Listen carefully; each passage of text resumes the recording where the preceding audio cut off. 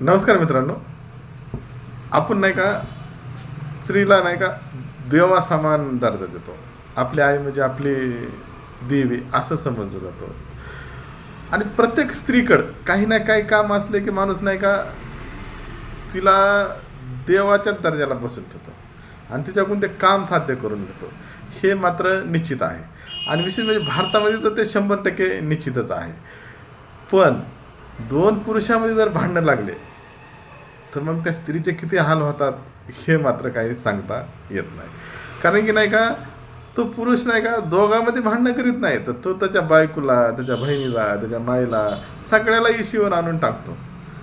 पण अशा देवीला जर तुम्ही असं इशीवर आणून टाकलं तर ती देवी आहे का? तर नाही. काम असेल तर देवी, नाही तर इशी, अशी काही गोष्ट